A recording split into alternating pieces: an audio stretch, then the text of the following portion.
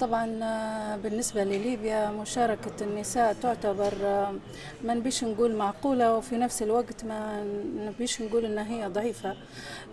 لكن احنا كنساء نحاولوا إن احنا نوصلوا ل 30% أو أكثر من 30% من خلال ملتقى الحوار السياسي اللي وضعناه في خارطة طريق. وخلينا الحكومة والرئاسي يوقعوا على تعهد أن هم يشاركوا النساء خاصة في الحكومات بنسبة 30% أقل حاجة. تحصلنا منهم على وزيرة خارجية، وزيرة العدل والشؤون الاجتماعية، وزيرة الثقافة، وزيرة الدولة لشؤون المرأة. بالنسبة للتمثيل البرلماني أنا نعتبره تمثيل ضعيف للمرأة، بحيث لأن القوانين وحدها ما تقدرش تأثر، لازم العرف حتى هو يكون له دور. يعني العالم أو المجتمع كله في ليبيا وبصفة حتى في العالم، يعني المتعارف عليه أن هم الرجال اللي يقودوا، الرجال هم اللي أصحاب السلطة. وهذا حتى المرأة ساهمت فيه، يعني المرأة تحب تسلم القيادة اتكالية، تحب تتكل يعني على الرجل.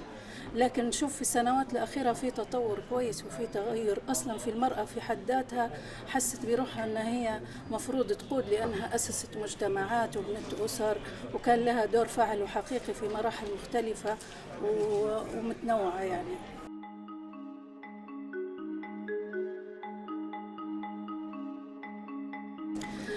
طبعا، اللي نقدروا احنا نستثمروه باعتبار في قوانين وفي تشريعات تنص على مشاركة المرأة في عدة مجالات، سواء في تشريعية أو حكومية أو تنفيذية. المرحلة المقبلة مفروض كلها تعتمد على التنشئة، تعتمد على التوعية، على حوار مجتمعي. مفروض يكون في حوار مجتمعي تتبناه خاصة المفوضية العليا للانتخابات، لأن المفوضية يعتبروا فيها المواطنين وكأنها هي البوابة للانتقال السلمي يعني.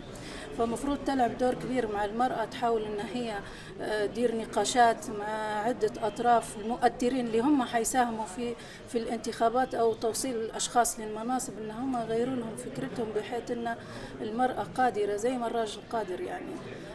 ما فيش فرق، يعني الأداء ما فيش فرق، ممكن فيه فرق في الجسم، في البنية، لكن بالنسبة للأداء الوظيفي يعتمد على الكفاءة، ما يعتمدش على الجنس يعني.